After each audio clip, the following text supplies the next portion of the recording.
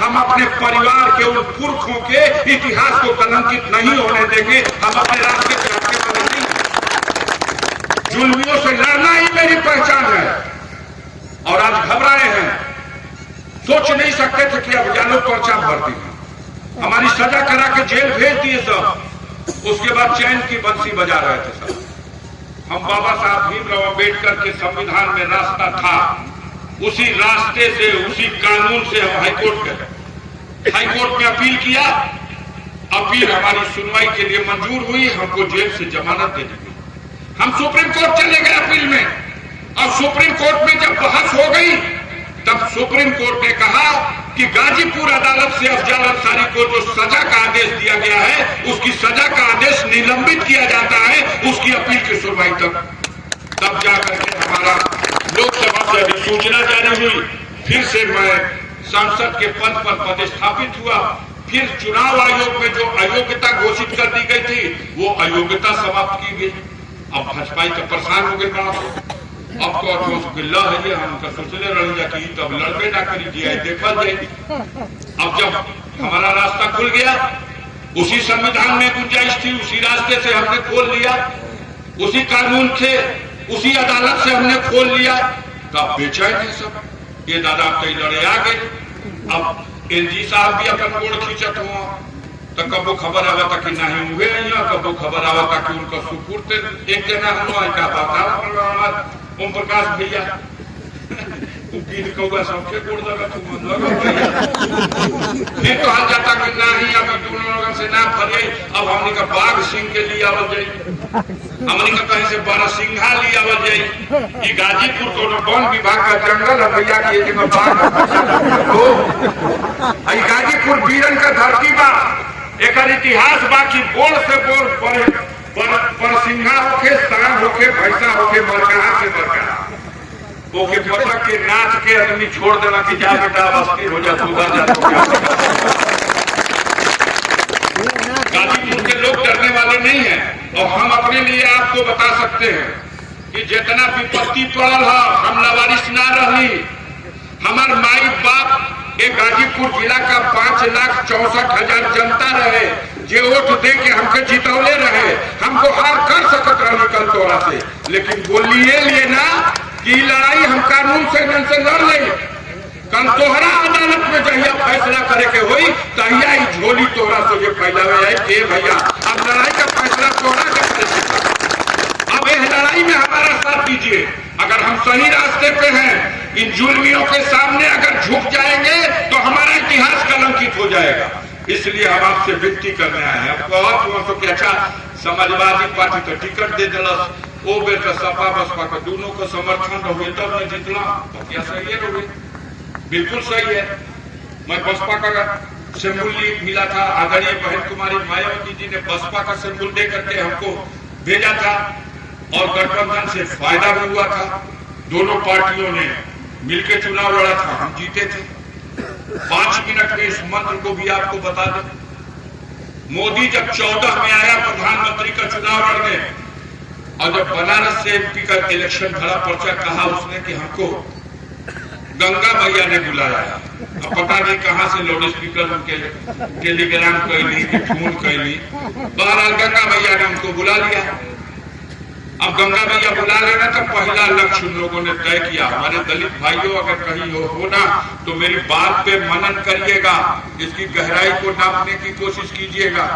मोदी जिस दिन आया उसी दिन ये तय हो गया, आरएसएस ने और मोदी ने बैठ के तय किया कि उत्तर प्रदेश में बड़ा खतरा बहुजन समाज पार्टी है, क्योंकि वो एक सिद्धांत पर आधारित है, क्योंकि वो एक मिशन को लेकर चल रही है। वो बाबा साहब भीमराव अंबेडकर के उस मिशन को, जिसे मान्यवर काशी राम ने एक पार्टी का रूप दे दिया। पहले एक संगठन बनाया DS4 और बाद में उसको BSP एक पार्टी का रूप दे दिया। मान्यवर काशी राम आज उनकी जयंती का अवसर है। मैं अपनी ओर से इस पूरे मंच, पूरे जनता की ओर से उनके लिए खिराजे अकीदत भी पेश करते हुए, उनको याद करते हुए इस अवसर पर कहना चाहता हूं कि मान्यवर काशी राम ने जब पार्टी बनाई थी तो ये संकल्प लिया था कि बाबा साहब का जो अधूरा सपना है उसको पूरा करना। क्या है वो सपना? सपना ये है कि इस देश में संविधान के रास्ते से ऐसे कानून बनाए जाए जिससे गरीब का कल्याण हो। कानून कहां बनता है? हम आपसे पूछते हैं, कानून कहां बनता है? कानून लोकसभा में बनता है, विधानसभा में बनता है। कानून कौन बनाता है? जो वहां जीत के जाएगा वही तो बैठेगा कानून बनाने। सड़क पर से देवरिया में तो कानून नहीं बनेगा। उन्होंने ये रणनीति बनाई कि किसी भी तरह से ऐसी परिस्थितियां पैदा किया जाए कि बसपा लोकसभा से और विधानसभा से शून्य हो जाए। ये मोदी और आरएसएस का एक एजेंडा था, एक योजना थी। अपने कुछ लोगों को बहन कुमारी मायावती जी के इर्द गिर्द फिट कर दिया गया। कान भरने लगे लोग, बहन जी अरे अब 4 बार मुख्यमंत्री रह चुके हैं, अब पार्टी एकदम कैडर बेस है। आप ऐसा करिए कि इस बार लोकसभा का चुनाव अकेले लड़ जाइए, पूरा उत्तर प्रदेश का 80 सीट लड़ जाइए, 80 जीत जाइएगा। अब दिल्ली में जब 80 को रह जाए तो जेकर सरकार बनी में हम लोग का पावर हो। बात भरते भरते भरते भरते समझा दिए बहन जी को बात।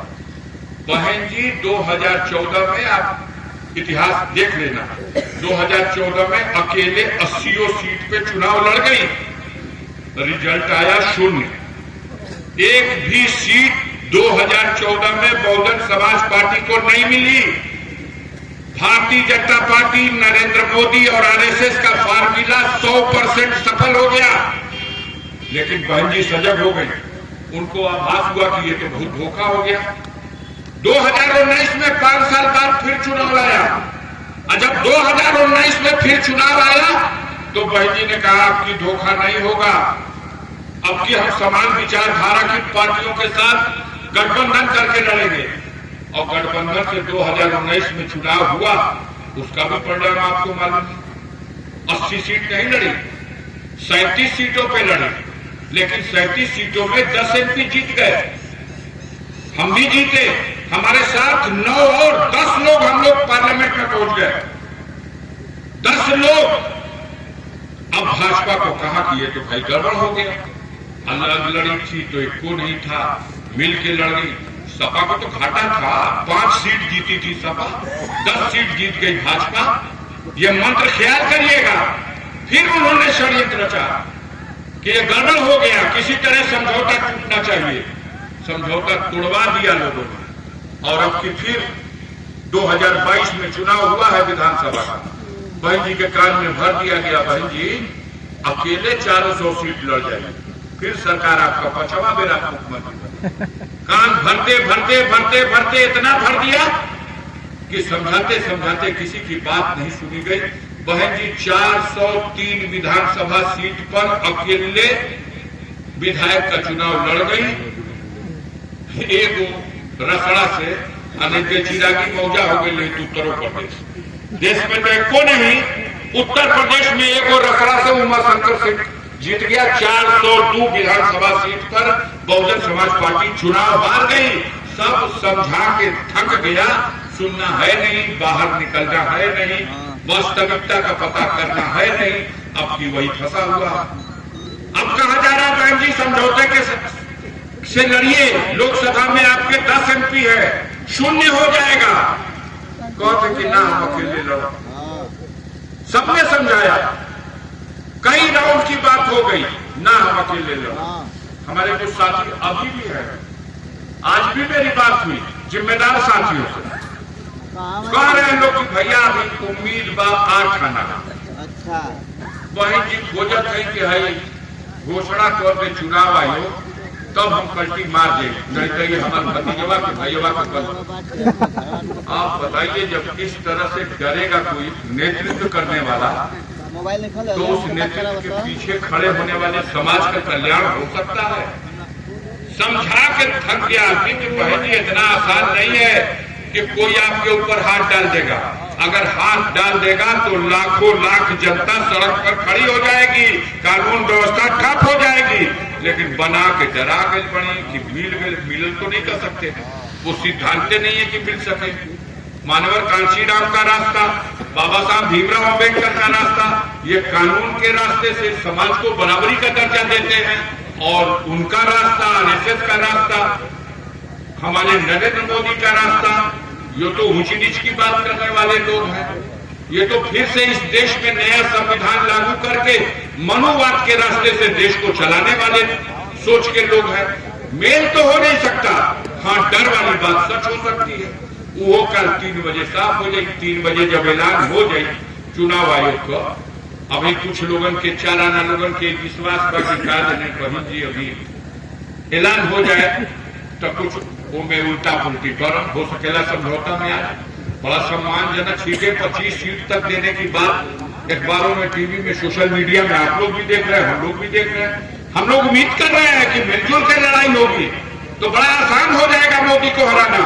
मोदी का षड्यंत्र सफल हो जाएगा अगर बहुजन समाज पार्टी को अलग थलग करेगा तो लोकसभा में पार्टी शून्य हो जाएगी, विधानसभा में 1 हो गई, 0 हो गई। कौन कानून अकेले बना ली हो बट के बोला यहाँ बनी कि वहां बनी। जब लोग जीत के जाएंगे तभी तो वहां गरीबों के कल्याण का कानून बनेगा। इसलिए हम आह्वान करना चाहते हैं खास तौर से अपने दलित भाइयों से, गरीबों से और तमाम किसानों से, गांव के हर वर्ग के लोगों से कि आप लोग किसी भी कीमत पर इस हालात को देखिए, सुनिए, समझिए।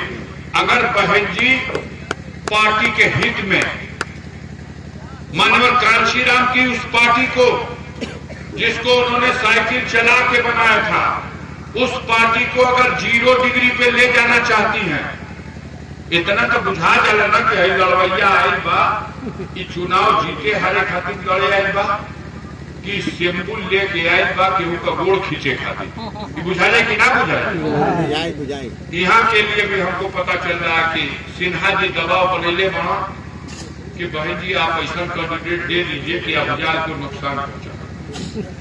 हमको भरोसा है, हमने जीवन भर, आज 50 साल हो गया राजनीति में, हमेशा हमने गरीब का साथ दिया और हमेशा गरीब के लिए लड़ा और उसी की वजह से सामंतवादियों की आंख का मैं किरकिरी बन गया। मैंने संकल्प लिया है कि मैं जालिमों के आगे झुकूंगा नहीं, कभी अपने सिद्धांतों से समझौता नहीं करूंगा। इस लड़ाई में गरीब हमारा साथ दे, यही अपील करने के लिए आपके बीच में आया हूं। और उम्मीद करता हूं कि आने वाले दिनों में जो संघर्ष होगा, गरीबों का वोट बटना नहीं चाहिए, नहीं सामंतवादियों को फायदा मिल जाएगा। तो इस लड़ाई में हमें आशीर्वाद मिलेगा। बिल्कुल बिल्कुल हम लड़ा कहीं तो होने लोग का दम पे, इस लड़ाई में अपना आशीर्वाद दीजिएगा। आपके दम पे लड़ा हूं और मेरा वादा है मरते दम तक गरीब के पक्ष में खड़ा रहूंगा और लड़ता रहूंगा। इनसे दबने वाला नहीं। जय हिंद, जय भीम, जय समाज।